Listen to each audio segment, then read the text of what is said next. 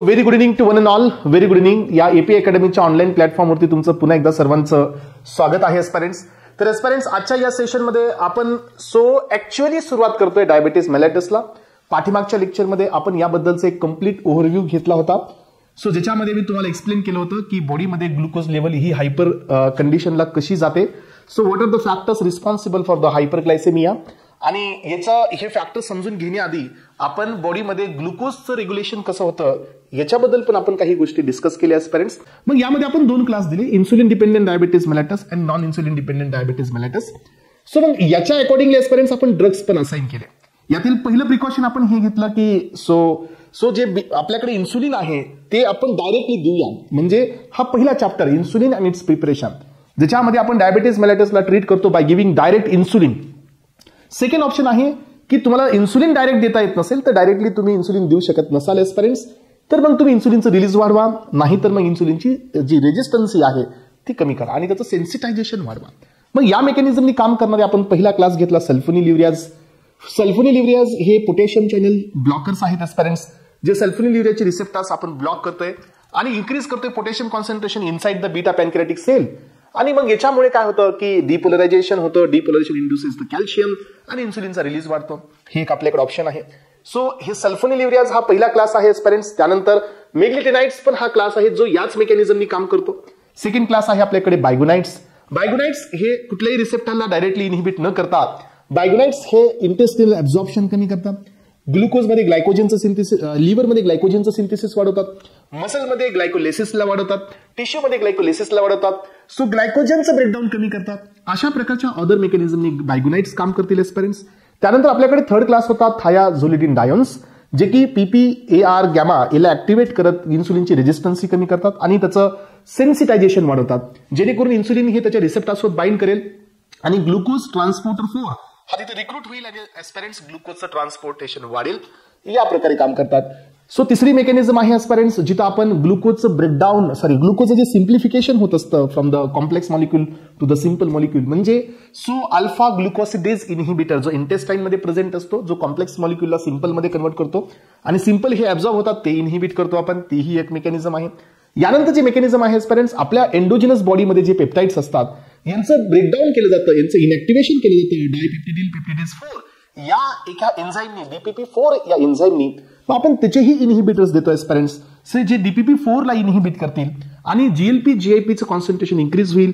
हे इन्क्रिटिनच्या रिसेप्टर्स सोबत जे GPCRचे त्यांच्यासोबत बाइंड करतील आणि वापस इन्सुलिनचं रिलीज होईल. त्यानंतर आपण पॅरासिम्पॅथेटिक सिस्टमला ऍक्टिव्हेट करतो. त्यानंतर एस्पायरंट्स आपल्या बॉडीमध्ये जे डोपामिनचं कॉन्सन्ट्रेशन डिक्लाइन होतं, यांचा इम्पॅक्ट होतो आपल्या बॉडीमध्ये. डोपामिन कॉन्सन्ट्रेशन डिक्लाइन झाल्यानंतर सिम्पॅथेटिक सिस्टम ही ऍक्टिव्हेट होते. लक्षात ठेवा, सिम्पॅथेटिक सिस्टम ही ऍक्टिव्हेट होते. मग सिम्पॅथेटिक सिस्टम थ्रू आपला अल्फा 2 रिसेप्टर इथे ऍक्टिव्हेट होतो, जो पॅनक्रियाटिक बीटा सेलवरती आहे, which is inhibitory in nature, आणि इन्सुलिनचं रिलीज पुन्हा कमी होतं.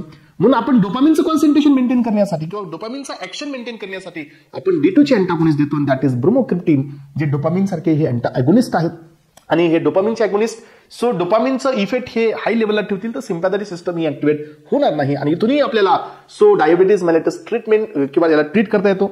यानंतर अजून एक अप्रोच आपल्याकडे असतो एस्पायरंट्स, आणि तो म्हणजे काय की जे आपल्या बॉडीमध्ये GLP GIP आहेत, ज्यांची ऍक्शन ही बॉडीमध्ये ब्लड ग्लुकोज लेवल कमी करण्याची आहे, हे एंडोजिनस आहे. तर अशाच प्रकारचे आपण एक्झोजिनस मॉलिक्युल्स देऊ शकतो, जे की बॉडीमध्ये जातील आणि they will mimic the action of the GLP and GIP. हे पण ड्रग्स आपण देऊ शकतो. यानंतर एस्पायरंट्स अजून एक अप्रोच आपल्याकडे असतो, आणि तो कोणता असतो सांगा, की जर आपण या सगळ्या मेकॅनिझमनी जर समजा ग्लुकोज लेवल ही कमी नाही करू शकलो तर आपल्याकडे अजून एक मेकॅनिझम असते. ग्लुकोज फिल्ट्रेशन झाल्यानंतर ग्लुकोजचं रिअब्झॉर्प्शन ब्लॉक केलं जातं. सोडियम ग्लुकोज ट्रान्सपोर्टर्स असतात, GLT2 नावाचे, ज्यांच्या थ्रू ग्लुकोजचं रिअब्झॉर्प्शन होत असतं. मग आपण काही ड्रग्स देऊन ते रिअब्झॉर्प्शन पण ब्लॉक करून आपण इथं एक्सक्रिशन वाढवू शकतो. तर एस्पायरंट्स एवढ्या सगळ्या मेकॅनिझमनी आपण डायबिटीज मेलायटसला ट्रीट करतो. Diabetes mellitus it is an the metabolic disorder characterised by increasing the blood sugar level, that is hyperglycemia, lipidemia, then glucosuria, negative nitrogen balance. या कम्प्लीट सगळ्या कंडिशनला आपण नाव देत असतो डायबिटीज मेलायटस. तर एस्पायरंट्स मग याचे आपल्याकडे दोन टाईप आहेत. त्यातील पहिला टाईप असतो तो म्हणजे insulin dependent diabetes mellitus. Then second type आहे non insulin dependent diabetes mellitus. असे आपल्याकडे दोन क्लास आहेत aspirants. Insulin dependent diabetes mellitus commonly found in the age, ज्यांचं एज हे सो आपण म्हणू शकतो की सो जे 12 इयर्स पेक्षा पण लो किंवा कमी एज पासून याची सुरुवात होत असते.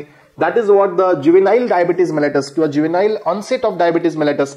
यानंतर हे मॅच्युरिटी ऑनसेट म्हणजे काय की कॉमनली हा मॅच्युरिटी एजच्या पुढे आपल्याला पाहायला मिळतो. असं यांना वापस इथं सेकंड नेम देण्यात आलेली आहे. तर एस्पिरंट्स आपल्या बॉडीमध्ये काही फॅक्टर्स असे आहेत ज्यांच्यामुळे इन्सुलिनचं रिलीज वाढतं, काही फॅक्टर्स असे आहेत ज्यांच्यामुळे इन्सुलिनचं रिलीज हे कमी होतं. मग ज्यांच्यामुळे इन्सुलिनचं रिलीज वाढतं एस्पिरंट्स तर हे सगळे हायपोग्लायसेमिक एजंट्स आहेत. ज्यांच्यामुळे इन्सुलिनचं रिलीज हे इनहिबिट होतं हे सगळे हायपरग्लायसेमिक एजंट्स आहेत एस्पिरंट्स. सगळ्यात पहिल्यांदा आपण पाहतोय की जे फॅक्टर्स आपल्या बॉडीमध्ये इन्सुलिनचं रिलीज वाढवतात हे कोण आहेत. त्याचा पहिला या ठिकाणी एक्झाम्पल आहे तो म्हणजे GIP. So GIP stand for glucose dependent insulinotropic peptides, जे की हा एक लोकल हार्मोन आहे. सो यानंतर GLP that is glucagon like peptides, तर हा पण आहे. त्यानंतर नेक्स्ट आहे aspirants muscarinic activation that is M3 activation होत असेल तर कॅल्शियमचं इन्फ्लक्स होतं आणि इथं पण इन्सुलिनचा रिलीज होत असतो. यानंतर आहे हा अमायलिनचा एक अॅनालॉग आहे जो को सिक्रिट होत असतो विथ द इन्सुलिन आणि हा इन्सुलिन रिलीज करण्यासाठी हेल्प करत असतो. तर हे काही फॅक्टर्स आहेत एस्पिरंट ज्यांच्यामुळे इन्सुलिनचं रिलीज होतं. इव्हन ग्लुकोज पण या इन्सुलिनचं रिलीज स्टिम्युलेट करत असतो. इव्हन काही अमिनो ऍसिड्स पण इन्सुलिनचं रिलीज हे स्टिम्युलेट करत असतात. पाठीमागच्या लेक्चरमध्ये तुम्हाला मी दिलेलं आहे. इव्हन काही फॅटी ऍसिड्स पण इन्सुलिनचं रिलीज हे काय करत असतात स्टिम्युलेट करत असतात एस्पिरंट्स. यानंतर काही फॅक्टर्स असे आहेत ज्यांच्यामुळे इन्सुलिनचं रिलीज हे कमी होत असतं. यातील पहिला आहे सोमॅटोस्टॅटिन. हा प्युअरली इन्सुलिनचं रिलीज कमी करणार असतो. पण एस्पिरंट्स ग्लुकॅगोनचे काही मेकॅनिझम इन्सुलिनचं रिलीज कमी करतात तर काही मेकॅनिझमने ग्लुकॅगोन हा सो एक साइडनी तर इन्सुलिनचं रिलीज कमी करत असतो पण याची एक अजून इनडायरेक्ट ऍक्शन असते ज्याच्यामुळे हा इन्सुलिनचं लेवल्स वाढवत पण असतो. लक्षात ठेवा. पण मेन ऍक्शन ही इनहिबिटरी असते म्हणून इथे मी इनहिबिटरी मध्ये दिलेलं आहे. त्यासोबत एस्पिरंट्स सो आपल्याकडे सिम्पॅथेटिक सिस्टम आहे. सिम्पॅथेटिक सिस्टम जी ऍक्टिव्हेट होते लो डोपामिनच्या कॉन्सन्ट्रेशनमुळे that will activate the alpha 2 receptor जे की बीटा पॅनक्रियाटिक सेलवरती आहे. यांच्यामुळे पण इन्सुलिनचं रिलीज कमी होत असतं आणि बॉडीमध्ये असणारे endogenous ATP dependent potassium channel activators अलग लक्षामध्ये तुम्हाला माहित असू द्या. बीटा पॅनक्रियाटिक सेलच्या मेकॅनिझम मध्ये तुम्हाला मी ही क्लॅरिटी दिली होती की जो पॅनक्रियाटिक सेलमध्ये जो पोटॅशियम चॅनल असतो तो जर एकदा इफ्लक्स होत असेल तर मधील जो पॉझिटिव्ह चार्ज असतो तो निगेटिव्ह कडे जातो आणि the beta cell is become a hyperpolarise आणि हायपरपोलराइज होत असेल एस्पिरंट्स देन कॅल्शियम चॅनल हे ओपन नाही होणार आहेत आणि जोपर्यंत कॅल्शियम हे इन्फ्लक्स होणार नाही तोपर्यंत इन्सुलिन हे रिलीज होत नसतात एस्पिरंट्स. लक्षात ठेवा. आणि ही मेकॅनिझम त्याला कोरिलेट तुम्हाला करावीच लागेल. त्यासोबत aspirants on the basis of the time duration आणि त्याच्या बेसिसवरती आपण इन्सुलिनचं क्लासिफिकेशन इथं घेऊन आलोय. यामध्ये पहिला क्लास आहे रॅपिडली ऍक्टिंग. यामध्ये पहा पहिलं याचा टाईप पहा. So lispro insulin, aspart insulin, glulisine insulin असे 3 याचे क्लास आहेत. यांच्या ऑनसेट ऑफ ऍक्शन आणि ड्युरेशन पण मी तुमच्या समोर रिप्रेझेंट केलं. 15 to 20 minutes duration of action आहे 3 to 4 आवर्स. हे रॅपिडली ऍक्टिंग आहेत आणि हे शॉर्ट ऍक्टिंग आहेत एस्पिरंट्स. यानंतर पहा सो हे रॅपिड ऍक्टिंग आहेत म्हणजे हे व्हेरी शॉर्ट ऍक्टिंग आहेत. यांचा अर्थ काय की सो या ठिकाणी आपण सॉरी एस्पिरंट्स इथं रॅपिडली ऍक्टिंगचा मिनिंग हा तुम्ही ड्युरेशन वरती कोरिलेट नका करू कारण रॅपिडली ऍक्टिंगचा मिनिंग असतो onset of action. So you should consider the onset of action. Rapidly ऍक्टिंगचा अर्थ असा असतो की यांची बिगिनिंग ऑफ फार्माकोलॉजिकल ऍक्शन ही खूप रॅपिड आहे. याचा अर्थ की हे तुमचे 15 to 20 मिनिट्स या टाइमामध्ये यांचं काय होतं ऍक्शन ही सुरू होत असते. शॉर्ट ऍक्टिंग याचा अर्थ एस्पिरंट्स यांची जी म्हणजे ऑनसेट ऑफ ऍक्शन आहे ही थोडीशी स्लो आहे. Slow in the sense 30 to 60 मिनिटच्या आसपास यांची ऑनसेट ऑफ ऍक्शन ही स्टार्ट होते. यांची ड्युरेशन ऑफ ऍक्शन ही 5 to 8 आवर्सची आहे. रेग्युलर इन्सुलिन आहे. त्यानंतर सेमी लेंटी आहे. लक्षात घ्या यांचे पण ऍक्शन सुरू होण्यासाठी 1 to 2 आवर्सचा टायमिंग लागत असतो आणि इथं पहा त्याचा ड्युरेशन ऑफ ऍक्शन हा 8 to 12 आवर्स आहे. सो यानंतर पहा इंटरमिडिएट ऍक्टिंग हे नॅचरल तुमचा एक न्यूट्रल इन्सुलिन असतो एस्पिरंट्स. सो आयसोफेन याला दुसरं नाव देऊ शकतो तुम्ही. लेंटी इन्सुलिन पण याच्यामध्ये आहे. सो यांचं ऑनसेट ऑफ ऍक्शन ही तुमची 2 आवर्सची आहे आणि यांची ड्युरेशन ऑफ ऍक्शन जी आहे ही 16 to 18 आवर्सची आहे. लेंटी इन्सुलिनची जी ड्युरेशन ऑफ ऍक्शन आहे एस्पिरंट्स ही 16 to 20 आवर्सची आहे. यानंतर पहा लॉंग ऍक्टिंग म्हणजे काय एस्पिरंट्स ज्यांचं ड्युरेशन ऑफ ऍक्शन खूप जास्त आहे 20 to 36 आवर्स पर्यंत यांची किंवा 24 to 40 आवर्स पर्यंत यांची ऍक्शन असेल तर यांना आपण लॉंगेस्ट ऍक्टिंग किंवा लॉंग ऍक्टिंग म्हणतोय. एक्झाम्पल मध्ये अल्ट्रालेंटी आहे, ग्लार्जिन इन्सुलिन आहे, डेटिमेर इन्सुलिन आहे आणि डेग्लुडेक हे इन्सुलिन आहेत. तर कधी कधी एस्पिरंट्स या 2 इन्सुलिनला टार्गेट केलं जातं आणि याचे तुम्हाला एक्झाम्पल्स माहीत असणं खूप अनिवार्य आहे. क्लासिफिकेशन मध्ये हा तुमचा लॉंग ऍक्टिंग आहे एस्पिरंट्स, हा इंटरमिडिएट ऍक्टिंग आहे आणि हा तुमचा शॉर्ट ऍक्टिंग आहे. सो याच्यामध्ये एक इन्सुलिन दिलं आपण रॅपिड ऍक्टिंग. याला आपण थोडंसं वेगळ्या अँगलनी पाहिलंय. सो याचं ऑनसेट ऑफ टाइम नुसार याची आपण ऍक्शन दिलेली आहे. ऑनसेट ऑफ जे बिगिनिंग ऑफ फार्माकोलॉजिकल ऍक्शन असते त्याच्या अकॉर्डिंगली हे तीन इन्सुलिन दिलेत. पण ऍक्च्युअली हे 3 main short acting, intermediate acting आणि लॉंग ऍक्टिंग हे ड्युरेशन ऑफ ऍक्शनच्या बेसिसवरती आहे. पहिला क्लास जो आपण क्लासिफाय केलेला आहे तो ऑनसेट ऑफ ऍक्शनच्या बेसिसवरती देण्यात आलेला आहे एस्पिरंट्स. आणि या ठिकाणी हा तुमचा क्लासिफिकेशनचा पार्ट इथं क्लिअर झालेला आहे. सो त्यानंतर एस्पिरंट्स सगळ्यात जास्त इम्पॉर्टंट काय आहे इन्सुलिनमध्ये? इन्सुलिनमध्ये सगळ्यात जास्त इम्पॉर्टंट आहे त्याचं स्ट्रक्चर, त्याच्यामध्ये असणारे बॉन्ड, त्यामध्ये असणारे number of amino acids, chain, A chain, B chain, याची डिस्कव्हरी, त्यानंतर याच्यामध्ये असणारा सिक्वेन्स, हे सगळेचे सगळे पॉइंट्स आतापर्यंत एक्झामसाठी तुम्हाला 5 स्टारची रेटिंग दिलेली आहे. तर याही एक्झाममध्ये याचं वेटेज तेवढंच असणार आहे स्टुडंट्स. आणि याच्यामध्ये दिलेल्या कंटेंटकडे पहा, एकदम जबरदस्त तुम्हाला हा डेटा मी इथं देत आहे. यामध्ये सगळे पॉइंट्स एक्झॅक्टली कव्हर करण्यात आलेले आहेत जे एक्झाम पॉइंट ऑफ व्ह्यूनी आहे. पहिला बीट पहा स्टुडंट्स, इन्सुलिन हा एक हॉर्मोन आहे जो पॅनक्रियाटिक ग्लँड्स पासून तयार होतो. सो हा कोणत्या सेल पासून सिक्रीट होत असतो? तर हा बीटा पॅनक्रियाटिक सेल पासून सिक्रीट होत असतो स्टुडंट्स. त्यानंतर हा एक इम्पॉर्टंट रोल प्ले करत असतो. It is play an important role to move the glucose from the blood stream. म्हणजे हा खूप इम्पॉर्टंट रोल प्ले करतो जिथून ग्लुकोजचं मुवमेंट होते कुठे? सो ब्लड स्ट्रीम पासून ते टिश्यू पर्यंत. सो मूव्ह करतो glucose from the blood stream into the body cells और the body tissue where it can be used for the energy. आपण काय पाहतोय की इन्सुलिनचा सगळ्यात महत्वाचा रोल असतो.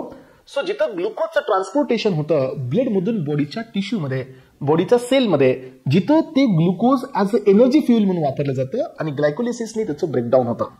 सो एस्पिरंट्स हा कधी पॉसिबल आहे? ज्यावेळेला ग्लुकोज हे टिश्यूमध्ये एंटर करेल. मग टिश्यूमध्ये जाण्यासाठी ग्लुकोजला ट्रान्सपोर्टरची गरज आहे, दॅट इज GLUT4. आणि हा जो ट्रान्सपोर्टर असतो एस्पिरंट्स याला रिक्रूट करण्याचं काम हे इन्सुलिन करत असतं. यानंतर पहा, insulin was discovered in 1921. Very very very important question aspirants. Insulin was discovered in 1921 by the Frederick Banting. हा सायंटिस्ट आहे ज्यांनी याची डिस्कव्हरी केली. त्यासोबत एस्पिरंट्स याच्यासोबत अजून एक सायंटिस्ट असतो दॅट इज चार्लिस बेस्ट. ह्या दोघांनी मिळून इन्सुलिनची डिस्कव्हरी केलेली आहे एस्पिरंट्स. आणि याच्यामध्ये जो अमायनो ऍसिडचा सिक्वेन्स आहे राईट, तर एस्पिरंट्स अमायनो ऍसिडचा जो सिक्वेन्स आहे was given by the scientist that is Frederick Sanger किंवा याला सॅंजर म्हणा.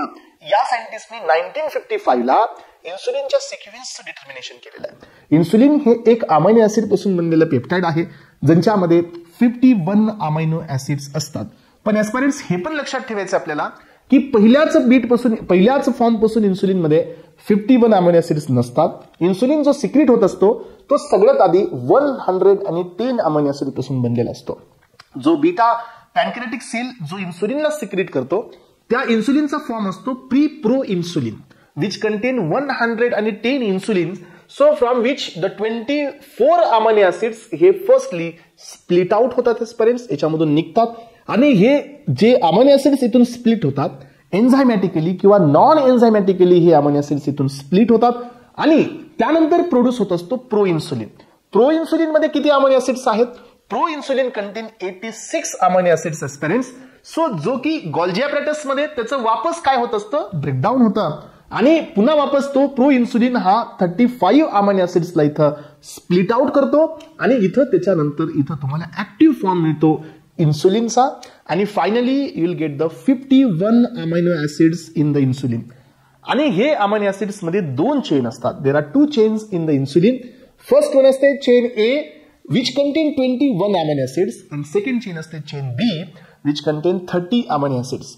तर aspirants most of the time आपल्याला अमायनो ऍसिड्सचा नंबर माहित असतो, म्हणजे आपल्याला लक्षात येतं की 51 अमायनो ऍसिड्स हे इन्सुलिन मध्ये आहेत. बट वी गॉट कन्फ्युजन की ए मध्ये किती आहेत. मेनी टाइम्स आपण ए मध्ये 20 म्हणतो आणि बी मध्ये 31 म्हणतो, तर कन्फ्यूज व्हायचं नाहीये. A chain so containing 21 amino acids आणि B chain containing 30 amino acids. आणि एस्पिरंट्स ह्या ए चेन आणि बी चेन एकामेकांसोबत अटॅच असतात. These 2 chains are held together by disulphide bond. आणि इन्सुलिन मध्ये किती डायसल्फाइड बॉन्ड असतात माहितीये तुम्हाला? इन्सुलिन मध्ये 3 डायसल्फाइड बॉन्ड्स असतात. इथं मी दिलेलं नाहीये पण तुम्हाला माहिती असायला पाहिजे की इन्सुलिन मध्ये 3 डायसल्फाइड बॉन्ड असतात. अँटीबॉडी मध्ये 1 to 5 असतात, पण इथं इन्सुलिन मध्ये पण डायसल्फाइड बॉन्ड असतात आणि हे असतात अप्रॉक्सिमेटली 3. चला मग इन्सुलिनचा जो हाफ लाईफ असतो तो 5 to 6 मिनिट्स असतो. सो इन्सुलिन हा आफ्टर 5 to 6 मिनिट याचं कॉन्सन्ट्रेशन डिक्लाइनला जातं एस्पिरंट्स. त्यासोबत एस्पिरंट्स आता पुढे येत आहे मी इन्सुलिन मध्ये असणारे फार्माकोकायनेटिक्स. आणि मी बघा या नोट्स थोड्याशा डीप ठेवल्यात कारण हा टॉपिक तेवढा फेवरेट पण आहे गव्हर्नमेंटच्या एक्झाममध्ये, खूप जास्त याच्यावर वेटेज पण आहे. तुम्ही पीवायक्यूज पाहिला तर तुम्हाला लक्षात येईल की किती क्वेश्चन्स इथून ऑलरेडी फ्रेम झालेले आहेत एस्पायरंट्स. यामध्ये पहिल्यांदा इन्सुलिन हे आपण ओरली का नाही देत एस्पायरंट्स, कारण इन्सुलिनचा सगळ्यात मोठा प्रॉब्लेम आहे की इन्सुलिन हे पेप्टाइड नेचर असल्यामुळे हे आपल्या ऍसिडिक पीएच मध्ये स्टेबल राहत नाही. याचा अर्थ इन्सुलिन हे डिस्ट्रॉय होत असतं गॅस्ट्रो इंटेस्टिनल ट्रॅक मध्ये, त्यामुळे आपण यांना ओरली देऊ शकत नाही aspirants. So destroyed in the gastrointestinal tract must be given subcutaneously. इन्सुलिनला आपण फक्त सबक्युटॅनियस रूट मध्ये देऊ शकतो, काही एक्सेप्शनल सोडून. तुम्हाला माहित असू द्या काही इन्सुलिन आपण आयव्हीनी पण देतो आणि काही इन्सुलिन आता सध्याच्या डेटला आपण नेझल रूटनी पण देऊ शकतो. ते पण मी तुम्हाला या नोट्स मध्ये दिलेलं आहे जे ऍडव्हान्स आहे. हे पहा aspirants, so soluble insulin only by, so soluble insulin हा फक्त आणि फक्त आपण आयव्हीनी देऊ शकतो आणि ते पण इमर्जन्सी केसमध्ये. Treatment of the diabetes ketoacidosis. So all insulin preparation supplied at a neutral pH. जवळजवळ सगळे इन्सुलिनचा जो सप्लाय असतो सो हे न्यूट्रल पीएच ला दिले जातात, दॅट इज 7.2. पण आपल्याकडे काही एक्सेप्शन आहे. यातील पहिले एक्सेप्शन आहे इन्सुलिन ग्लार्जिन. हे इन्सुलिन सप्लाय केलं जातं सो पीएच 4.0 म्हणजे हा पीएच ऍसिडिक कडे असतो एस्पायरंट्स, आणि म्हणून हे एक इन्सुलिन आहे जे कुठल्याच इन्सुलिन सोबत आपल्याला मिक्स करता येत नाही. हे पहा insulin glargine, yes, so is can not be mixed with any of other type of the insulin. याच्यासोबत आपल्याला मिक्स करता येत नाही कारण याचा पीएच किती असतो 4.0 असतो. त्यानंतर पहा all the preparations of the insulins are given by the subcutaneous route. So आपण पाहिलं रेग्युलर इन्सुलिन किंवा सोल्युबल इन्सुलिन आपण आयव्हीनी देतोय. आणि या ठिकाणी एस्पायरंट्स अजून एक महत्त्वाचा पॉईंट काय असतो की all insulin preparations containing buffers. Buffers कोण असतात सांगा? बफर्स हे ते सबस्टन्सेस असतात जे पीएच चेंजला रेजिस्ट करतात.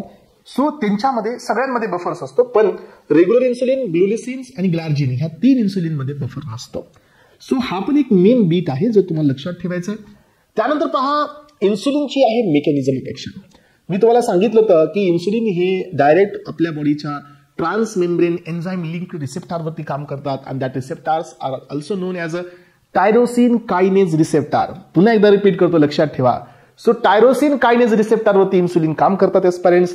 सो टायरोसिन कायनेज रिसेप्टरवरती काम करत हे इन्क्रीज करत असतात इन्सुलिन सेन्सिटिव्हचा जो ट्रान्सपोर्टर असतो, रिक्रुटमेंट करतात त्याची, दॅट इज GLUT4, आणि ही मेकॅनिझमला अशा पद्धतीने दाखवतात. त्यासोबत एस्पायरंट्स, सो इन्सुलिन हे आपल्या बॉडीमध्ये फार्माकोलॉजिकल ऍक्शन्स म्हणजे किती ऍक्शननी काम करतात तुम्हाला सगळ्यांना माहित असू द्या एस्पायरंट्स की इन्सुलिन आतापर्यंत तुम्ही एकच ऍक्शन ऐकली असेल की इन्सुलिन हा फक्त सो ब्लड मध्ये जे ग्लुकोज लेवल आहे किंवा जो ग्लुकोजचं कॉन्सन्ट्रेशन आहे हे ग्लुकोजचं कॉन्सन्ट्रेशन ब्लड मधून मूव्ह करतं आपल्या टिश्यूज मध्ये. हे तर इन्सुलिनचा सगळ्यात मेन रोल आहे, पण इन्सुलिनचा तो एकच रोल नाही आहे. So for your kind information, इन्सुलिनच्या 3 ते 4 फार्माकोलॉजिकल ऍक्शन्स आहेत, आणि ह्या सगळ्या ऍक्शन मी तुमच्या समोर जे घेऊन आलोय हे सगळ्या रेफरन्सेस थ्रू आहेत. सो त्याच्यामुळे याच्यामध्ये कुठलाही प्रकारचा डाऊट नाही आहे की यांना हे ऍक्शन्स आहेत का. येस, ऍब्सोल्युटली एस्पायरंट्स, इन्सुलिन हे 2 पद्धतीने काम करतात. इन्सुलिनचा ऑब्जेक्टिव्ह हा असतोच की ब्लडमध्ये जे ग्लुकोज लेवल आहे ती ग्लुकोज लेवल आपण ट्रान्सपोर्ट करूया, पण हा एकच ऑब्जेक्टिव्ह नसतो. इन्सुलिन हे तुमचं ग्लुकोनिओजेनेसिसला पण इनहिबिट करतं. इन्सुलिन हे तुमचं ग्लायकोजिनोलायसिसलाही इनहिबिट करतं. इन्सुलिन हे ग्लायकोजेनेसिसला स्टिम्युलेट करतं, म्हणजे ग्लायकोजनचं सो इथं स्टोरेज वाढवतं. त्यानंतर इन्सुलिन हे ग्लायकोलेसिसला स्टिम्युलेट करतं. इन्सुलिनचा इम्पॅक्ट हा प्रोटीन मेटाबॉलिझमवरती पण असतो. इन्सुलिनचा इम्पॅक्ट हा लिपिड मेटाबॉलिझमवरती पण असतो. याचा अर्थ इन्सुलिनचं ऑब्जेक्टिव्ह असतं की ब्लड मधील शुगर लेवल ही कमी व्हावी. मग याच्यासाठी 4 मेकॅनिझमनी काम करतं. हे सगळे मेकॅनिझम तुमच्या समोर ह्या नोट्समध्ये मी दिलेलेच आहेत. समजून घेण्याचा प्रयत्न करा पेरेंट्स, एकदम प्रॉपरली समजून घ्यायचंय, घाई गडबड करायची नाहीये, कारण एकदा लक्षात आलं की लाईफ टाइम पर्यंत टेन्शन राहणार नाहीये. यातील पहिला इफेक्ट आहे lower the blood glucose level. Blood glucose level ही लो करतात by recruiting the GLUT4 transporter, आणि ब्लड ग्लुकोज लेवल ही कमी होते. हा ह्याचा पहिला इफेक्ट आणि हा सगळ्यात मेन इफेक्ट आहे. यानंतर पहा, सो इन्सुलिनचा इफेक्ट फक्त तिथंच नाहीये, इन्सुलिनचा इफेक्ट ग्लुकोजच्या मेटाबॉलिझमवरती पण आहे. काय मेटाबॉलिझमवरती इफेक्ट आहे पहा, stop the liver making a glucose. So जर टू मच ग्लुकोज जे लिव्हरमध्ये मिळतो, आपल्याला माहिती आहे की लिव्हरमध्ये ग्लुकोज 2 पद्धतीने मिळतो एस्पायरंट्स. एक पद्धत असते ग्लुकोनिओजेनेसिस, अलग लक्षात, जे नॉन कार्बोहायड्रेटेड काही तुमचे प्रिकर्सर्स असतील त्यांच्यापासून ग्लुकोजचं सिंथेसिस करणे, दॅट इज ग्लुकोनिओजेनेसिस. सेकंड इथं ऑप्शन असतो ते म्हणजे ग्लायकोजिनोलायसिस. म्हणजे ग्लायकोजनला ब्रेक करून पण ग्लुकोजचं कॉन्सन्ट्रेशन मिळवता येतं आणि ग्लुकोजला सिंथेसाइज करून पण ग्लुकोजचं कॉन्सन्ट्रेशन मिळवता येतं. तर हे दोन्ही प्रमाण इथं इन्सुलिन इनहिबिट करतं. हे पहा, हा इनहिबिट करतो ग्लुकोनिओजेनेसिस. याचा अर्थ हे स्टॉप करतो लिव्हरला ग्लुकोज बनवण्यापासून. हा इन्क्रीज करतो ग्लायकोलायसिस, म्हणजे हा वाढवतो ग्लुकोजला ब्रेक करण्यापासून. इनहिबिट करतो ग्लायकोजिनोलायसिस, म्हणजे ग्लायकोजनचं जे ब्रेकडाऊन होत आहे ग्लुकोजमध्ये तेही इथं स्टॉप करतो. आणि ऍस्पिरंट्स हा स्टिम्युलेट करतो ग्लायकोजन सिंथेजला, जे ग्लुकोजचं कन्व्हर्जन ग्लायकोजनमध्ये करतो. तर ही 4 मेकॅनिझम म्हणजे effect on the carbohydrate so metabolism. आणि हा सेम इफेक्ट कुणाला सांगा, याच्यामध्ये जर तुम्ही एक इफेक्ट वाढवला कोणता, सो डिक्रीज करणे absorption of glucose from the gastrointestinal tract, तर ह्या सगळ्या मेकॅनिझम बायगोनाइट्सच्या पण आहेत. ह्या सेम मेकॅनिझम तुम्हाला बायगोनाइट्स मध्ये पण पाहायला मिळतील. बायगोनाइट्स पण सेम मेकॅनिझमनी काम करतात स्टुडंट्स. यानंतर पहा ग्लुकोजचा अजून कुठे एक इफेक्ट आहे, इन्सुलिनचा अजून कुठे इफेक्ट आहे, तर इन्सुलिनचा इफेक्ट हा फॅट मेटाबॉलिझम वरती पण आहे. तुम्हाला सगळ्यांना माहिती आहे की आपल्या बॉडीमध्ये जर एनर्जी फ्युल म्हणून आपण कुणाला पाहत असाल तर आपण 2 सबस्टान्सेसला पाहतो. त्यातील पहिला आहे ग्लुकोज तर दुसरा आहे फॅट. पण एस्पिरंट्स तुम्ही मला सांगा, फॅट हे आपल्या बॉडीमध्ये फ्रीली अवेलेबल असतं का? Absolutely not. फॅट हे आपल्या बॉडीमध्ये कधीच फ्रीली अवेलेबल नसतं. मग जेवढं फॅट आपल्या बॉडीमध्ये येत असतं हे सगळं फॅट स्टोअर होत असतं ट्रायग्लिसराइड्स मध्ये. तुम्हाला माहित असू द्या ट्रायग्लिसराइड्स म्हणजे कोण, ज्याच्यामध्ये 3 असाइल आहेत. आलं लक्षात? ट्राय असाइल ग्लिसरॉल म्हणजे ट्रायग्लिसराइड्स, जे की फॅटचा स्टोरेज फॉर्म असतो. आणि जोपर्यंत फॅट हे त्या टीजी मध्ये आहे तोपर्यंत आपली बॉडी त्याला यूज नाही करू शकत. आलं लक्षात? मग इथं कुठली मेकॅनिझम काम करत असते माहितीये तुम्हाला? आपल्या बॉडीमध्ये जो टीजी आहे ना, जिथं ग्लुकोज हे स्टोअर जिथं फॅटी ऍसिड हे स्टोअर करण्यात आले त्याच्यावरती लायपेज हा एन्झाईम काम करतो आणि तो ईस्टर बॉन्ड ब्रेक करतो. तिथून ते फॅटी ऍसिड्स रिलीज होतात आणि these fatty acids are also known as a free fatty acids. आलं लक्षात?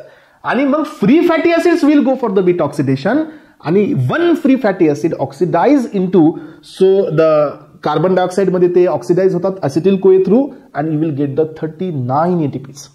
मग तुम्ही मला हे सांगा की एवढे एटीपीज मिळतात आपल्या बॉडीमध्ये, मग आपण तरी फॅटला का ऑक्सिडाइज नाही करत आहे? हा, याचं ही रिझन आहे. सो फॅट हे कॉमन फ्युल नाही आहे आपल्या बॉडीमध्ये एनर्जीचा. फॅट हे त्याच वेळेला यूज केलं जाईल ज्या वेळेला बॉडीमध्ये ग्लुकोज नाही आहे. सो ज्या वेळेला आपल्या बॉडीमध्ये ग्लुकोज आहे आपली बॉडी फॅटला यूज नाहीच करत असते.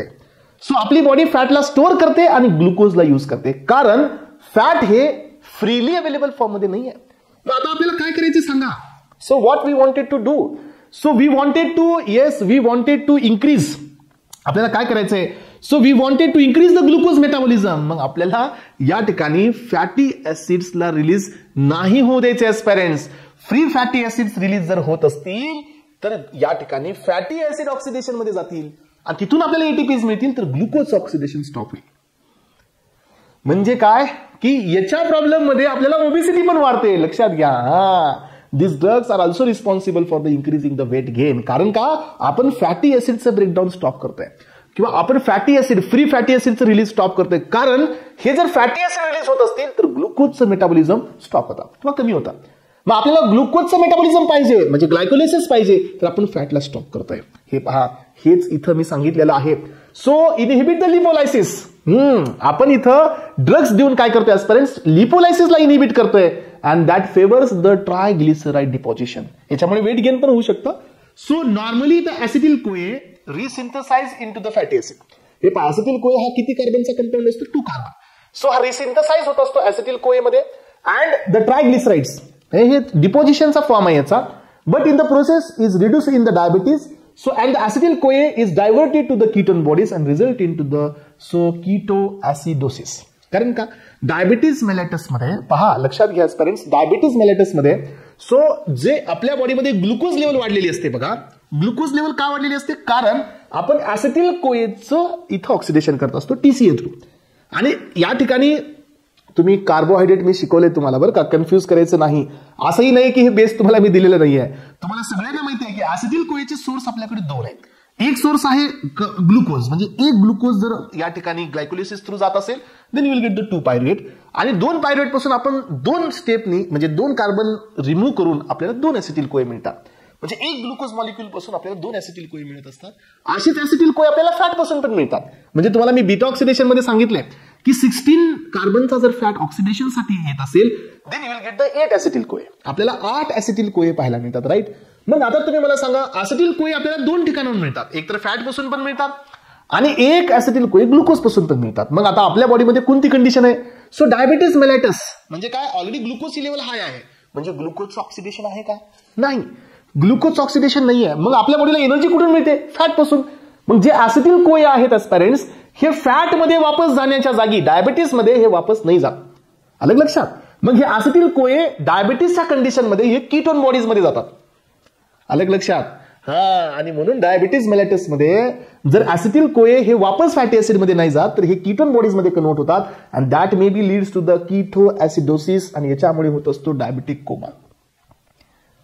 याचा अर्थ की आपली बॉडी ग्लुकोजला वाढवते आणि फॅटी ऍसिडचं जे आहे ऑक्सिडेशन, सो हे डायबिटीज मध्ये ऑक्सिडेशन वाढतं आणि ग्लुकोजचं स्टोरेज वाढतं आणि म्हणून आपल्याला होत असतो डायबिटीज मेलेटस. लक्षात ठेवा.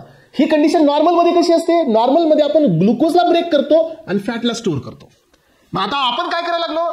आपण इन्सुलिन देऊन आपण फॅटचं ब्रेकडाऊन वाढतोय, सॉरी कमी करतोय, इनहिबिट करतोय आणि ग्लुकोजचं ब्रेकडाऊन वाढवतोय. म्हणून आपण काय करतो? Inhibit the lipolysis and that will favour the deposition of the triglycerides. अलग लक्षात. सो आपण टीजीला डिपॉझिट करतोय जेणेकरून ग्लुकोजचं ऑक्सिडेशन वाढेल आणि you will get the decrease in the blood sugar level. So असाच इफेक्ट तुम्हाला कुठे मिळतो? वापस प्रोटीन मेटाबॉलिझम मध्ये पण. कारण आपण इथं वापस काय करतोय सांगायचं पेरेंट्स, हे पहा, इन्क्रीजेस द प्रोटीन सिंथेसिस आणि inhibit the breakdown of the protein. प्रोटीनचं ब्रेकडाऊन आपण इथं स्टॉप करतोय. सो इन्क्रीजेस द सिंथेसिस आणि inhibit the breakdown of the protein. आणि असं होत असेल पेरेंट्स तर मग आपल्या बॉडीमध्ये प्रोटीन पासून जे आपल्या बॉडीमध्ये जे ग्लुकोज मॉलिक्यूल ग्लुकोनिओजेनेसिसनी तयार होतात तिथे स्टॉप होतात. पण जर आपल्या बॉडीमध्ये इन्सुलिनची डिफिशियन्सी असेल तर काय होईल सांगा? सो हे पहा, आपल्या बॉडीमध्ये जर इन्सुलिनची डिफिशियन्सी असेल, insulin deficiency leads to the protein breakdown. बघा, जोपर्यंत इन्सुलिन आहे तोपर्यंत प्रोटीनचं ब्रेकडाऊन स्टॉप आहे. जसं इन्सुलिनची डिफिशियन्सी होत असेल तर प्रोटीनचं ब्रेकडाऊन जास्त आहे.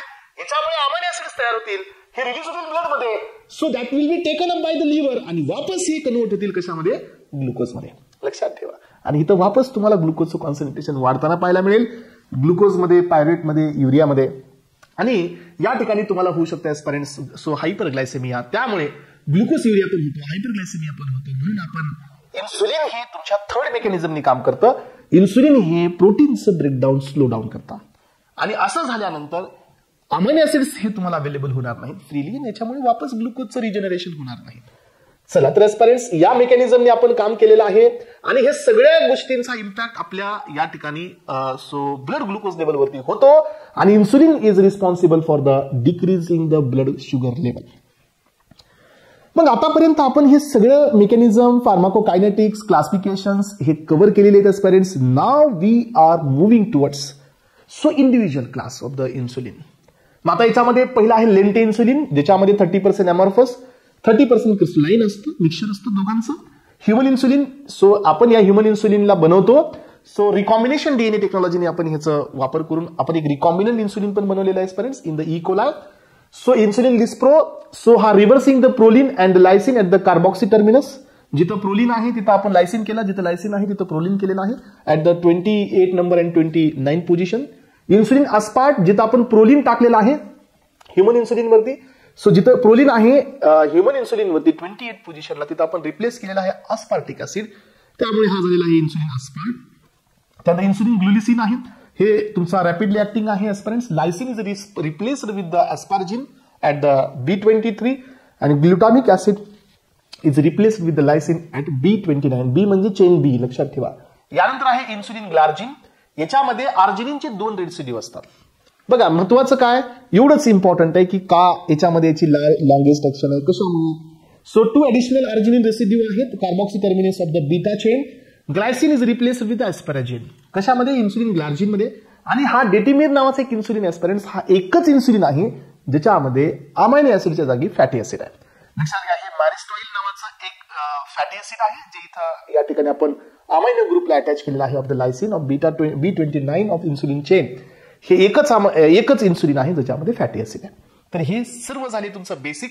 तर ऍस्पायरेंट्स आपल्याकडे इन्सुलिनचे काही इंटरॅक्शन्स पण आहेत. हे महत्वाचे इंटरॅक्शन्स आहेत म्हणून मी इथं तुम्हाला एवढ्या डीप मध्ये देतोय. हे पहा, जर तुम्ही insulin thiazides, frusemide, corticosteroids, oral contraceptive, salbutamol, nifedipine, diazoxide सोबत जर देत असेल ऍस्पायरेंट्स तर या ठिकाणी tend to rise the blood sugar level आणि इन्सुलिन रिलीज हे कमी होतात. कारण तुम्हाला माहिती आहे हे सगळे कोण आहेत रे? हे सगळे हायपोग्लायसेमिक एजंट्स आहेत. तुम्हाला मी काय सांगितलं होतं की बाहेरच्या साईडला जर हायपोग्लायसेमिया होत असेल तर पोटॅशियमचा आउटफ्लक्स वाढेल आणि पोटॅशियम बाहेर येत असेल तर मध्ये हायपरपोलरायझेशन होईल आणि इन्सुलिनचं रिलीज होणारच नाही ऍस्पायरेंट्स. सो ओरल कॉन्ट्रासेप्टिव्ह हे या मेकॅनिझमनी काम करतात का? नाही. ओरल कॉन्ट्रासेप्टिव्ह याचं मेटाबॉलिझम वाढवतात. सो साल्ब्युटामॉल, निफिडेफिन डायऑक्साईड हे त्याच मेकॅनिझमला काम करतात, जे आपण इथं पाहिलेलं आहे hypokalemia. Alcohol can precipitate hypoglycemia by depleting the hepatic glycogen. तुम्हाला माहित असू द्या पेरेंट्स, जे आपल्या बॉडीमध्ये ग्लुकोजचं सिंथेसिस होण्यासाठी जे NAD+चा सोर्स लागत असतो ना, तो NAD+चा सोर्स इथं अल्कोहोलच्या मेटाबॉलिझमसाठी वापरला जातो. अलग लक्षात. याचा अर्थ ज्या पर्सनमध्ये ज्यांच्यामध्ये ऑलरेडी हायपोग्लायसेमिया आहे त्यांनी अल्कोहोलचं कन्झम्पशन कधीच नाही करायचंय, कारण ग्लुकोनिओजेनेसिस इथं अफेक्ट होते. लक्षात ठेवा. NAD+ जो लागत असतो ग्लुकोनिओजेनेसिस करण्यासाठी, तो NAD+ अल्कोहोल यूज करतो त्याच्या मेटाबॉलिझमसाठी, आणि त्याच्यामुळे ग्लुकोजचं कॉन्सन्ट्रेशन हे ड्रॉप होते एस्पेरेंट्स. सो डिप्लेट होत असतं ग्लायकोजनचं स्टोरेज, आणि याच्यामुळे होत असतो हायपोग्लायसेमिया. याचा अर्थ ग्लुकोज हे अल्कोहोल हे डायबिटीज मेलेटस मध्ये ठीक आहे, पण ज्यांच्यामध्ये हायपोग्लायसेमिया आहे त्यांच्यामध्ये ठीक नाही आहे. दुसरी गोष्ट, जे डायबिटीज मेलेटस वाले पेशंट्स आहेत, जे अँटी डायबेटिक ड्रग्ज घेतात, त्यांनीही सोबत अल्कोहोल नाही घ्यायचं आहे. कारण का? सर्व डायबिटीज मेलेटस मध्ये यूज करणाऱ्या ड्रगचा कॉमन ड्रॉबॅक असतो हायपोग्लायसेमिया. म्हणजे का? की आता ब्लड शुगर लेवल जास्त आहे, आपण त्यासाठी तो ड्रग घेतलाय, सो अल्टिमेटली काय होणार आहे, त्याची थोडीही इफेक्ट जास्त झाला तर हायपोग्लायसेमिया होतो. आणि अशा ड्रग्सला अल्कोहोल सोबत कधीच घ्यायचं नाही, कारण अल्कोहोल सुद्धा एक हायपोग्लायसेमिक एजंट आहे. त्यानंतर पहा, लिथियम, ॲस्पिरिन, थिओफायलिन मे ऍसिनेट द हायपोग्लायसेमिया, म्हणजे यांच्यामुळे पण हायपोग्लायसेमिया होऊ शकतो, कारण हे पण इन्सुलिनचं या ठिकाणी रिलीज वाढवतात. सो एस्पेरेंट्स इथं हायपरग्लायसेमिया होते बरं का, आपल्याला rise in blood sugar level होते, इथं आपल्याला हायपो आहे, इथं बी वापस हायपो आहे, कारण हे इन्सुलिनचं रिलीज वाढवणारे ड्रग्स आहे. म्हणून इन्सुलिनचं रिलीज जो वाढवेल तो बॉडीमध्ये शुगर लेवलला या ठिकाणी ड्रॉप करेल. यानंतर एस्पेरेंट्स आपल्याकडे नेक्स्ट पॉईंट आहे, तो आहे इनहेल्ड इन्सुलिन. हे रॅपिडली ऍक्टिंग इन्सुलिन असतात एस्पेरेंट्स. मी यांना स्पेशल पॉईंट मध्ये याच्यासाठी देतोय की याचा एक ब्रँड नेम आहे, आणि हे ब्रँड नेम एक्झाम मध्ये येण्याचा चान्स आहे एस्पेरेंट्स, त्यामुळे मी याला एकदम स्पेशल देतो. करंटली द ओनली आणि वाईडली इनहेल्ड इन्सुलिन आहे, so that is insulin the Afrezza. हे इन्सुलिन आहे एस्पेरेंट, जे आपण देऊ शकतो, पण याचे कॉन्ट्राइंडिकेशन्स आहेत, हे स्मॉल पार्टिकल मध्ये येते. हे इनहेल्ड इन्सुलिन आहे, जे नेझल रूटने दिलं जातं एस्पेरेंट्स. अस्थमा आणि सीओपीडी किंवा क्रोनिक लंग्स डिसीज मध्ये याला आपल्याला देता येणार नाही. So there may be chances of the lungs cancer, इथं लंग्स कॅन्सर होण्याचे पण चान्सेस असतात. साईड इफेक्ट पहा, कफ होऊ शकतो कॉमनली, हायपोग्लायसेमिया तर सगळ्यांसोबत रिपोर्टेड आहे एस्पेरेंट्स, आणि ब्रोंकोस्पाझम होण्याचे पण चान्सेस इथं असतात. अलग लक्षात. याच्यामुळे आपण इथं इन्सुलिन हे इनहेल्ड इन्सुलिन या केसमध्ये आपण देऊ शकत नाही. आणि अशा पद्धतीने एस्पेरेंट्स डायबिटीज मेलेटस मध्ये असणारा पहिला section insulin and its preparation इथं कंप्लीट झालेला आहे. आता या टॉपिक मध्ये आपण जात आहोत next bit from the diabetes mellitus, आणि तो आहे ओरल हायपोग्लायसेमिक एजंट्स. तर एस्पेरेंट्स तुम्ही मला सांगा, तुम्हाला मी काय सांगितलं होतं मेकॅनिझम देताना? तुम्हाला मी सांगितलं होतं की आपल्याकडे दोन ऑप्शन्स आहेत. यातील पहिला ऑप्शन आहे की जर ग्लुकोज लेवल आपल्याला डाऊनला घेऊन जायचे तर तुम्ही डायरेक्ट इन्सुलिन द्या. सो दुसरा ऑप्शन आहे की जर तुम्हाला इन्सुलिन डायरेक्ट देता येत नाही आणि बॉडी तुमची ते अडॅप्ट करू शकते, सो बॉडी ही तुमची इन्सुलिन रिलीज करू शकते by giving some third substances, मग तुम्ही ओरल हायपोग्लायसेमिक एजंट्स द्या. मग ओरल हायपोग्लायसेमिक एजंटचा रोल काय आहे? ओरल हायपोग्लायसेमिक एजंटचा रोल हा आहे की इन्सुलिनचं सिक्रेशन वाढवणे, हा तर रोल आहेच, पण दुसरी गोष्ट सो आपल्या बॉडीमधलं ग्लुकोजचं कॉन्सन्ट्रेशन कमी करणे हा बी रोल आहे. मग ग्लुकोजचं कॉन्सन्ट्रेशन कसं कमी करता येतं? एकतर तुम्ही ग्लुकोजचं बनवणं कमी करा, ग्लुकोजचं ऍब्झॉर्प्शन कमी करा, आणि ग्लुकोजचं एक्सक्रिशन वाढवा, आणि ग्लुकोजचं युटिलायझेशन पण वाढवा. अलग लक्षात. ग्लुकोजचं ऍब्झॉर्प्शन कमी करा, ग्लुकोजचं युटिलायझेशन वाढवा, ग्लुकोजचं स्टोरेज वाढवा ग्लायकोजन मध्ये, नाहीतर मग ग्लुकोजचं इलिमिनेशन वाढवा. या पद्धतीने आपण हे ड्रग्स देत असतो. And all of these drugs are known as a oral हायपोग्लायसेमिक agents. यांना आपण ओरली देतोय, यांना आपण इंजेक्शन थ्रू देत नाही. पॅरेंटल पण आहेत एस्पेरेंट्स, बट प्युअरली आपण हे क्लासिफिकेशन देत आहोत ओरल हायपोग्लायसेमिक एजंटसाठी. सो हे सबक्युटेनियस रूटने देणारे ड्रग्स नाही आहेत. तर व्हेरी इंटरेस्टेड टॉपिक एस्पेरेंट्स. आतापर्यंतच्या पाठीमागच्या सगळ्या कॉन्सेप्ट जर तुम्ही एकत्र लावल्या तर हा टॉपिक तुमचा खूप सुंदर पद्धतीने क्लिअर होणार आहे. या प्लॅटफॉर्मवरती तुमच्या सगळ्या कॉन्सेप्ट हे क्रिस्टल क्लिअर व्हायलाच पाहिजे एस्पेरेंट्स, असं मला वाटतंय. आणि म्हणूनच आता आपण या टाईप 2 डायबिटीज मेलेटसच्या ट्रीटमेंटकडे चाललेले आहोत, जो इन्सुलिन नॉन डिपेंडेंट आहे. हे पहा, oral हायपोग्लायसेमिक agents are the medications use primarily in the management of the type 2 diabetes mellitus, जो की इन्सुलिन नॉन डिपेंडेंट आहे. सो जिथं आपल्या या ड्रगला देण्याचं प्युअर रिझन एकच आहे, to lower the blood glucose level, आणि आपलं इन्सुलिन देण्याचं पण रिझन तेच होतं, to lower the blood glucose level. या दोघांमध्ये काय डिफरन्स होता? डिफरन्स आहे, आपण इथे टॅब्लेट्स देतोय, त्याच्यामध्ये आपण डायरेक्ट इन्सुलिन दिलेलं आहे, हा दोन्हामधला फरक आहे. सो या ठिकाणी एस्पेरेंट्स सो यांची जी मेकॅनिझम आहे ते पहा. So they work through the various mechanisms such as increasing the insulin secretion, ही प्रायमरी गोल आहे. इन्सुलिनचं रिलीज वाढवणं हा प्रायमरी गोल आहे. इम्प्रुव्हिंग द इन्सुलिन सेन्सिटिव्हिटी, हा आपल्याकडे हा पण ड्रग आहे, तुम्हाला सर्वांना माहिती आहे थायाझोलिडिन डायोन्स, हा पण एक क्लास आहे जो इन्सुलिनची सेन्सिटिव्हिटी वाढवतो आणि रेजिस्टन्सही कमी करतो. रिड्युसिंग द हेपॅटिक ग्लुकोज आउटपुट, जे आपल्या लिव्हरमध्ये जे ग्लायकोजनचं ब्रेकडाऊन होऊन ग्लुकोज बनवते तेही कमी करतो आपण बाय गिव्हिंग द बायगुनाइट्स इथं काम करतात. स्लोईंग द कार्बोहायड्रेट ऍब्सॉर्प्शन, हा आपल्याकडे हा पण ड्रग आहे अल्फा ग्लुकोसिडेज इनहिबिटर, तोही ड्रग आहे जो ऍब्सॉर्प्शन कमी करतो. आणि एस्पेरेंट्स आपल्याकडे रिअब्सॉर्प्शनचा इनहिबिटर बी आहे, कोणता? हा increasing the urinary glucose excretion, म्हणजे हा SGLT2 इनहिबिटर आहे, म्हणजे रिअब्सॉर्प्शन कमी करणे. आणि या सगळ्या मेकॅनिझमनी आपण काम करतोय ब्लड ग्लुकोज लेवलला कमी करण्यासाठी. आणि म्हणून हे क्लासिफिकेशन आहे ओरल हायपोग्लायसेमिक एजंट्स. मग आता पहा, मग आता हे क्लासिफिकेशन एस्पायरंट्स मी किती स्टार याला देऊ शकतो? मी या क्लासिफिकेशनला 5 स्टार रेटिंग देणार आहे. तुम्हीही द्यायची आहे. हे क्लासिफिकेशन तुम्हाला कधीही आलं पाहिजे, आज उद्या कधीही, कारण याच्यापेक्षा बेस्ट क्लासिफिकेशन मला वाटत नाही की तुम्हाला कुठल्याही नोट्समध्ये मिळेल. याच्यापेक्षा सगळे ड्रग्स कुठेही मिळणार नाहीयेत. त्यामुळे या क्लासिफिकेशनला तुम्ही करायचंच आहे आणि कम्प्लिटली करायचं आहे. सो आपल्याकडे 2 प्रकारचे ड्रग्स आहेत एस्पायरंट्स. एक क्लास आहे याच्यामध्ये इन्सुलिन रिलीज मेकॅनिझम वरती काम करणारा, आणि सेकंड क्लास आहे आपल्याकडे इन्सुलिन रिलीज वरती काम नाही करणार, आपण अदर मेकॅनिझमनी काम करणार. असे 2 क्लास आपल्याकडे अवेलेबल आहेत. मग यामध्ये इन्सुलिन रिलीज मध्ये पुन्हा वापस 2 क्लास आहेत. एक जो आपण ओरली देतो आणि सेकंड आपण पॅरेंटल देतो. याच्यामध्ये हा क्लास इन्सुलिन मी इथं दिला आहे, हे आपला ऑलरेडी झालाय. सो लक्षात ठेवा, हा तिकडे झालेला आहे म्हणून इथं आलेला आहे, लक्षात घ्यायला. इथं कन्फ्युज करू नका तुम्ही, राईट.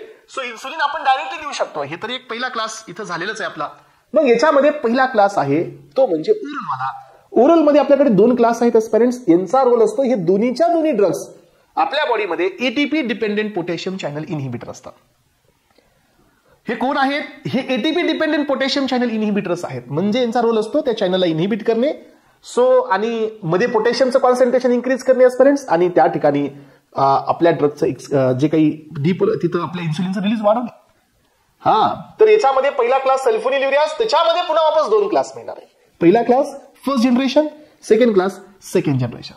फर्स्ट जनरेशन मध्ये क्लोरप्रोपॅमाइड, टोलब्युटामाइड, सोटोलाझिमाइड आणि ऍसिटोहेक्झामाइड एवढे क्लास आहेत फर्स्ट जनरेशन. सेकंड जनरेशन पहा, ग्लिपिझाइड, ग्लिक्लाझाइड, सो ग्लिबेनक्लेमाइड अँड ग्लिमेपिराइड, हे आहे आपला सेकंड क्लास. नावामध्ये थोडंसं प्रोनाउन्सिएशन मध्ये कन्फ्युजन असू शकतं, बट प्रॅक्टिस, लक्षात ठेवा, प्रॅक्टिस मेड मॅन परफेक्ट. जोपर्यंत हाताला प्रॅक्टिस नाही आहे तोपर्यंत काहीही होणार नाहीये. लक्षात ठेवा, जोपर्यंत तुम्हाला प्रॅक्टिसमध्ये ह्या कॉन्सेप्ट किंवा ह्या गोष्टी येणार नाहीत तोपर्यंत हे एकदा तुम्हाला असं क्लिअरली लक्षात येणार नाहीत. यानंतरचा सेकंड क्लास असतो मेग्लेटिनाइड्स. तर हे डी ॲलेनिन डेरिव्हेटिव्ह पण यांना म्हणलं जातं एस्पायरंट्स. सो यामध्ये रेपाग्लिनाइड अँड नेटिग्लिनाइड. हे क्लासिफिकेशन कन्फ्युजन बी देणार आहे तुम्हाला, कारण यांचे सगळ्यांचे प्रोनाउन्सिएशन जवळजवळ सारखे. त्यामुळे तुम्हाला यांना वर्किंग करून करून तुम्हाला याला प्रॅक्टिस करून करून लक्षात घ्यावं लागेल. हे पहा, मी तुम्हाला सांगितलं होतं की आपल्याकडे जीएलपीचे अॅनालॉग्स आहेत. सो जीएलपी कोण आहे? ग्लुकॅगोन लाईक पेप्टाइड आहे. हा एंडोजिनस असतो. जीआयपी कोण आहे? एक इन्सुलिन ग्लुकोज डिपेंडेंट इन्सुलिनोट्रॉपिक पेप्टाइड आहे. हे आपल्या बॉडीमध्ये एंडोजिनस असतात, अलग लक्षात. पण यांचा सगळ्यात मोठा प्रॉब्लेम काय की हे DPP-4 नी मेटाबोलाइज होतात. म्हणून आपण याला ऑप्शन काय शोधला की जर एंडोजिनसली काम होत नसेल then we will give the exogenous. हे बाहेरून देऊया आपण. हे सगळे डेरिव्हेटिव्ह DPP-4 चे सबस्ट्रेट नाही आहेत, म्हणजे यांना DPP-4 हे मेटाबोलाइज नाही करू शकत. जे एंडोजिनस आहेत त्यांनाच मेटाबोलाइज करू शकतात एस्पायरंट्स. यामध्ये एक्झेनाटाइड सगळ्यात मेन ड्रग आहे. हा भरपूर वेगवेगळ्या कॉम्पिटिटिव्ह एक्झाम मध्ये हा ड्रग विचारण्यात ऑलरेडी आलेला आहे. एक्झेनाटाइड, लिराग्लुटाइड, अल्बिग्लुटाइड, डुलाग्लुटाइड आणि सेमाग्लुटाइड एवढे ड्रग्स आहेत एस्पायरंट्स जे की जीएलपीचे एक्झोजिनस अॅनालॉग आहेत, म्हणजे ज्यांना आपण बाहेरून देतो पॅरेंटल रूटनी, राईट. यानंतर अमायलिन अॅनालॉग आहे. तुम्हाला माहिती आहे हे प्रामलिनटाइड, हे आपण ऑलरेडी पाहिलं होतं. सो हा एक अमायलिन अॅनालॉग आहे जो की इन्सुलिन रिलीजला काम करतो. यानंतर आपल्याकडे आता सेकंड मेकॅनिझम आहे. त्यातील पहिला ड्रग आहे, म्हणजे दुसरा क्लास आहे अदर मेकॅनिझमनी काम करणारे ड्रग्स. यामध्ये पहिला क्लास आहे बायगोनाइड्स, सेकंड क्लास आहे थायाझोलिडिन डायोन्स, अल्फा ग्लुकोसिडेज इनहिबिटर्स, D2 अगोनिस्ट आहेत, DPP-4 इनहिबिटर आहेत आणि एस्पायरंट्स SGLT2 ट्रान्सपोर्टरचे इनहिबिटर्स पण आहेत.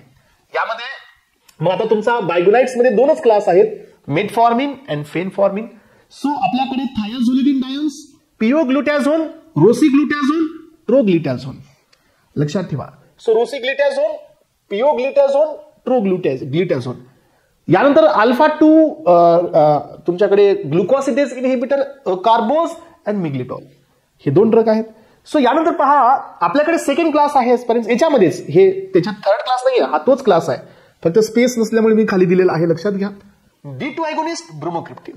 हा तुम्हाला माहिती आहे का स्टुडंट्स, हा ब्रोमोक्रिप्टिन अजून कुठं आपण दिला होता सांगा बरं? हॉर्मोन्स मध्ये. हा हॉर्मोन्स मध्ये दिला होता कधी तुम्हाला?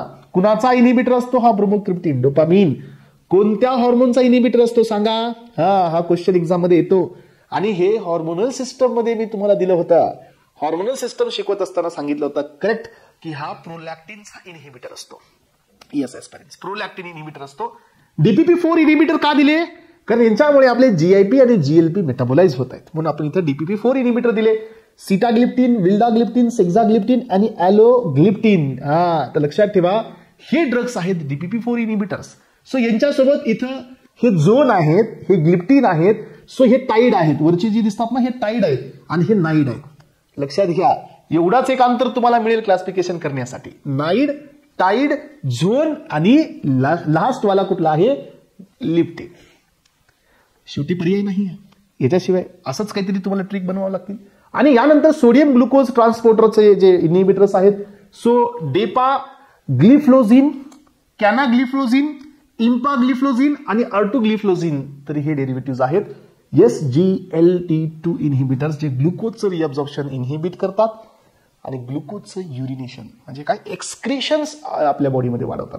तर एस्पिरंट्स हे पहा, जेवढे क्लास तुम्हाला पहिल्या बीटमध्ये तुम्हाला क्लिअर नव्हते तेवढे आता क्लिअर आहेत.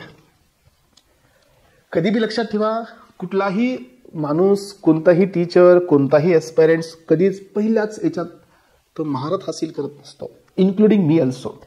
Every master once a beginner and every beginner once a learner. जर तुमच्याकडे लर्निंगची क्षमता नाही आहे तर तुम्ही कधीच या ठिकाणी बिगिनर होणार नाही आहे. आणि जोपर्यंत तुम्ही बिगिनर होणार नाही आहेत तुम्ही कधीच त्या टॉपिकचे मास्टर बी होणार नाही आहेत. लक्षात ठेवा. सुरुवात झाली होती एक साध्या डेफिनेशन पासून. तुम्हाला आठवत असेल पहिलं लेक्चर, सुरुवात झाली होती एका डेफिनेशन पासून की डायबिटीस मेलिटस काय आहे. आज तुम्हाला या डायबिटीस मेलिटसच्या मध्ये डीप कॉन्सेप्ट घेऊन मी सर्व क्लासिफिकेशन क्लिअर करून दिले. का? कारण तुम्ही याला पेशन्सनी, तुम्ही याला समजून घेतलंय, तुम्ही याला व्यवस्थित अंडरस्टँड केले आणि म्हणून आज हे सगळं क्लिअर आहे. म्हणून पहा, कुठल्याही टॉपिकच्या मध्ये जात असताना तुमचं माइंडसेट खूप गरजेचं असतं. तुम्हाला एकदाच तर सगळं कळणार नाही आणि मी पण तुम्हाला एकदाच देऊ शकणार नाही. एकदम स्लो, एक स्टेप बाय स्टेप तुम्हाला हे समजून घ्यावं लागतं आणि मगच तो चॅप्टर तुमच्या बाय हँड होतो. तोपर्यंत होत नसतो, हा कुणाचाच होत नसतो. लक्षात ठेवा. त्यामुळे वेळ लागतो, वेळ द्यावाही लागतो. चला तर मग आता चाललोय आपण इंडिव्हिज्युअल ड्रग्स कडे. यातील पहिला क्लास आहे सल्फोनिल्युरियाज. मी तुम्हाला सांगितलं होतं हे कुणाचे इनहिबिटर्स आहेत? हे ATP सेन्सिटिव्ह पोटॅशियम चॅनलचे इनहिबिटर्स आहेत. याच्यामुळे काय होतं? इंट्रासेल्युलर कॅल्शियम वाढतं. त्याच्यामुळे काय होतं? रिलीज होतं इन्सुलिन. साधीशी मेकॅनिझम आहे, खूप वेळा सांगितली आहे, आता एक वेळा नाहीये, हा खूप वेळा झालेला पार्ट आहे. लक्षात घ्या. याचा अनवॉन्टेड इफेक्ट आहे weight gain, less with the glipizide आणि ग्लिक्लाझाइड याच्यासोबत कमी आहे. हायपोग्लायसेमिया सगळ्यांसोबतच आहे, मॅक्सिमम आहे इथं क्लोरप्रोपॅमाइड सोबत. हायपर सेन्सिटिव्हिटी रॅशेस बी आहेत, फोटोसेन्सिटिव्हिटी बी आहे. याच्यामध्ये पहिला आहे क्लोरप्रोपॅमाइड, लॉंगेस्ट ऍक्टिंग सल्फोनिल्युरियाज. हा कॉज करतोय एस्पिरंट डायल्युशनल हायपोनायट्रेमिया, म्हणजे याच्याकडे ADH टाईपची ऍक्शन आहे. एकतर हा इकडे इन्सुलिनचं रिलीज वाढवतोय, पण हा आपल्या बॉडीमध्ये रिअब्झॉर्प्शन वाढवतोय कशाचं? वॉटरचं. आणि त्याच्यामुळे बॉडीमध्ये जे नायट्रोजन आहेत, आपल्याकडे सोडियम आहेत, हे डायल्यूट होत आहे कारण आपण ब्लड व्हॉल्यूम वाढत आहे. त्यामुळे काय होतंय? डायल्युशनल हायपोनायट्रेमिया होत आहे. एडिस लाईक ऍक्शन आहे, कोलेस्टॅटिक जॉन्डिस आणि disulfiram like reaction. Very very important. Disulfiram कोण आहे माहिती तुम्हाला? डायसल्फिराम हा ड्रग आहे, अलग लक्षात, जो अल्कोहोलचा मेटाबॉलिझम इनहिबिटर आहे. मग त्याच्यासारखी याला ऍक्शन आहे, म्हणून याला डायसल्फिराम लाईक रिएक्शन म्हणा. कोलेस्टॅटिक जॉन्डिस म्हणजे काय? की हे तुमच्या बॉडीमध्ये एंटरोहेपॅटिक सायकल जी असते ना बाईलची, ती स्टिम्युलेट करतो आणि त्यामुळे बायलरी कॉन्सन्ट्रेशन वाढतं. सो लक्षात घ्या parents.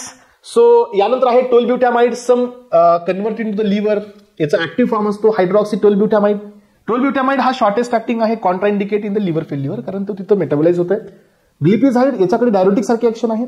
Only inactive products accumulate in the renal failure, आणि हे कधी कधी रिनल फेल्युअरचं पण काम करतोय. यानंतर पहा आपल्याकडे नेक्स्ट क्लास आहे डी फिनाइल अॅलेनिन एनालॉग्स. मी तुम्हाला सांगितलं होतं हे मेग्लिटिनाइडची डेरिव्हेटिव्ह आहे. सो यांचं बी सेम मेकॅनिझम आहे जे सल्फोनिडिव्हिरेटची होती. मेकॅनिझम मध्ये काही अंतर नाही आहे, सेम मेकॅनिझम आहे. पोटॅशियम चॅनल इनहिबिटर आहेत, पण हे पोटॅशियम चॅनल एटीपी डिपेंडेंट आहेत हे विसरू नका. एटीपी डिपेंडेंट पोटॅशियम चॅनलचे इनहिबिटर्स आहेत. पुन्हा कॅल्शियमचं कॉन्सन्ट्रेशन वाढतं, पुन्हा इन्सुलिनचा रिलीज होतो. याचे दोन ड्रग रेपाग्लिनाइड, नेटिग्लिनाइड्स हे पहा stimulate the insulin secretion by blocking the ATP sensitive potassium channels. Low risk of the hypoglycaemia. यांच्यासोबत हायपोग्लायसेमिया आहे पण कमी रिस्क आहे. यानंतरचा क्लास आहे बायगोनाइड्स.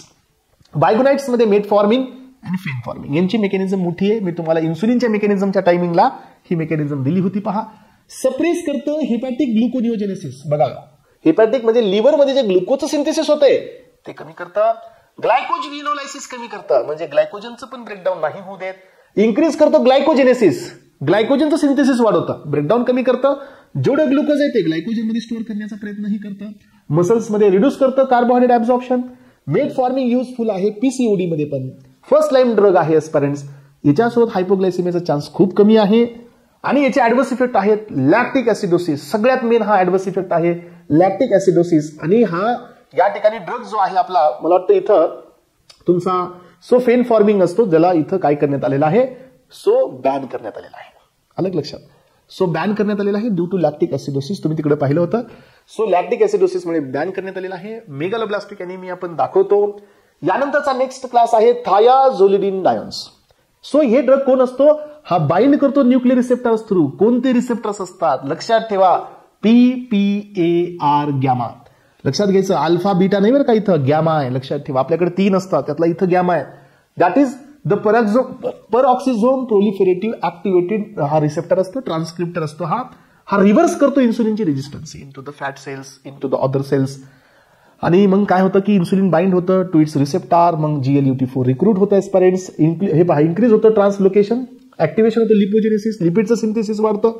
आणि यानंतर सो येस मी तुम्हाला इथं काय दिलेलं आहे, तुम्हाला मी इथं एकदा कन्फर्म करा रे, एकदा बघा बरं हे फेन फॉर्मिंग आहे का मेट फॉर्मिंग आहे, एकदा बघा एकदा फर्स्ट मध्ये. सो इथं दिलेलं नाहीये, मी एकदा क्रॉस चेक करा. फेन फॉर्मिंग मेट फॉर्मिंग, म्हणजे इथं कन्फ्युजन होणार नाही. फेन फॉर्मिंग आहे कन्फर्म ना, तेच म्हणतोय. सो कारण इथं असं अॅक्युरेटली हे दोन्ही ड्रग सोबत दिलेत मी. सो दोन्ही ड्रग आहेत लक्षात ठेवा, पण याच्यामध्ये एक बॅन करण्यात आलेला आहे. फेन फॉर्मिंग हा बॅन करण्यात आलेला आहे. आणि हा कधी बॅन केलाय पहा, सो 2003 पासून याला बॅन करण्यात आलेला आहे, आणि ड्यू टू लॅक्टिक ऍसिडोसिस. मग आता आपण इथं आलोय एस्पिरंट्स PPAR गॅमा.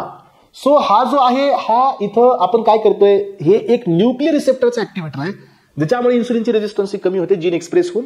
आणि मग इथं ट्रान्सलोकेशन वाढतं, लिपोजेनेसिस वाढते, ग्लुकोजचं ऑक्सिडेशन वाढतं, लिपिडचं डिपॉझिशन वाढतं. हे सगळी मेकॅनिझम आहे. Reported with the weight gain, edema आणि हार्ट फेल्युअर. हार्ट फेल्युअर याच्यासोबत आहे हे पहा. सो रोसिग्लिटाझोन सोबत आहे. Ban into the India due to the myocardial infarction. लक्षात ठेवा, मायोकार्डियल इन्फ्रॅक्शन आहे, CHF, स्ट्रोक. त्यानंतर पहा ट्रोग्लिटाझोन जो आहे विड्रॉ ड्यू टू द हिपॅटोटॉक्सिसिटी. त्यानंतर पहा पिओग्लुटॅझोन, तर हा फ्लूइड रिटेन्शन करतो. अॅमिलोराइड सेन्सिटिव्ह सोडियम चॅनल्स ओपन करून हे रिअब्झॉर्प्शन पण वाढवतो एस्पिरंट्स, लक्षात घ्या. सो यानंतर पहा इथं तुम्हाला पिओग्लुटॅझोन मध्ये एक पॉईंट अजून एक आहे, इन्क्रीज करतं HDL cholesterol without affecting the LDL. म्हणजे गुड कोलेस्ट्रॉलला मेंटेन करतं, LDL ला चेंज करतं. यानंतरचा नेक्स्ट ड्रग आहे अल्फा ग्लुकोसिडेज इनहिबिटर्स, जे डिक्रीज करतात ओरल, सो जे गॅस्ट्रोइंटेस्टिनल ट्रॅक्ट पासूनचे जे ऍब्झॉर्प्शन आहे ते कमी करणारे ड्रग्स असतात हे एस्पिरंट्स. कार्बोज आहे, रिव्हर्सिबली बाइंड होतं ग्लुकोसिडेज सोबत. टाइप 1 टाइप 2 डायबिटीज मेलायटस सोबत याचा यूज केला जातो. सो प्रॅमलिन टाईप सोबत याला दिलं जाऊ शकतं एस्पिरंट्स. यानंतर मिग्लिटॉल आहे, हा स्मॉलर मॉलिक्युल आहे. त्यानंतर अकॉर्बोज स्ट्रॉंग इनहिबिटर आहे. सो सुक्रोजचा, जे की इन्व्हर्ट होऊन तुम्हाला वापस कशात मिळतं, शुगरमध्ये. यानंतर SGLT2 इनहिबिटर्स आहेत, जे की रिअब्झॉर्प्शन ऑफ द ग्लुकोज आपण ब्लॉक करतो. रिनल प्रॉक्सिमल ट्यूब मध्ये हे SGLT2 असतात. याला ब्लॉक करून आपण कशाचं एक्सक्रिशन वाढवतो, ग्लुकोजचं. ग्लुकोज एक्सक्रीट होत असतात. त्याचे इनहिबिटर्स वरती तुम्हाला दिलेले आहेत. यानंतर DPP4 इनहिबिटर्स बी आहेत एस्पिरंट्स. सो जे की काय करतात, हे DPP4 एन्झाईमला इनहिबिट करतात, आणि all of these are orally active. आणि आता काही ड्रग्स आहेत ज्यांचा वापर आपण कधी करतो. सो ज्या वेळेला आपण हे ड्रग्स देऊन आपल्याला हायपोग्लायसेमिया होतो त्याला आपण हे ड्रग्स देतो हायपरग्लायसेमिया करण्यासाठी, वापस हायपर नाही, हायपोकडून नॉर्मल येण्यासाठी. म्हणून हे 3 ड्रग केडी3 पाठीमध्ये आहे, 3 ते 4 ड्रग्स. यामध्ये पहिला आहे डायझॉक्साईड. लक्षात ठेवा, हा पोटॅशियम चॅनलचा कोण असतो, हा ओपनर असतो. त्यामुळे पोटॅशियम चॅनल बाहेर येतात आणि मध्ये हायपरपोलरायझेशन होतं, इन्सुलिनचं रिलीज होत नाही आणि डायबिटीज मेलायटस होतो, म्हणजे ग्लुकोज लेवल ही वाढते. आणि या ठिकाणी यांची ऍक्शन कुणाच्या अपोजिट आहे? सल्फोनिलुरियाच्या अपोजिट आहे. ग्लुकॅगोन हा 21 पेप्टाइड्स अमायनो ऍसिड्स आहे, अल्फा सेल पासून सिक्रेट होतो. याची ऍक्शन इन्सुलिनच्या अपोजिट आहे. अलग लक्षात. हा पण हायपरग्लायसेमिक आहे. सोमॅटोस्टॅटिन तर दोघाचा बी इनिबिटर आहे, हे पहा, इन्सुलिनचा आणि ग्लुकॅगोनचा पण, त्यामुळे हा पण हायपरग्लायसेमिकच आहे. ऑक्टिओटाइड, हा तर लक्षात ठेवा, हा लॉंगर ऍक्टिंग अॅनालॉग आहे सोमॅटोस्टॅटिनचा. लक्षात आलं का सगळ्यांना? हे आपल्या एंडोक्राइन सिस्टमच्या क्लासिफिकेशन मध्ये देण्यात आलेला आहे. पहा, सो एस्पेरेंट्स हा या ठिकाणी ऑक्टिओटाइड हा सोमॅटोस्टॅटिनचा अॅनालॉग आहे आणि हा ॲक्रोमेगलीच्या ट्रीटमेंटमध्ये याचा वापर केला जातो. आलं लक्षात? ज्यावेळेला एक्सेसिव्ह ग्रोथ हॉर्मोन, ॲक्रोमेगली तुम्हाला माहिती आहे, मी शिकवलं होतं, लिम्स आणि फोर लिम्सचं जे डेव्हलपमेंट असते, तर त्यामध्ये म्हणजे हा सोमॅटोस्टॅटिन ग्रोथ हॉर्मोनचा इनिबिटर असतो, ब्रोमोक्रिप्टिन हा प्रोलॅक्टिनचा इनिबिटर असतो.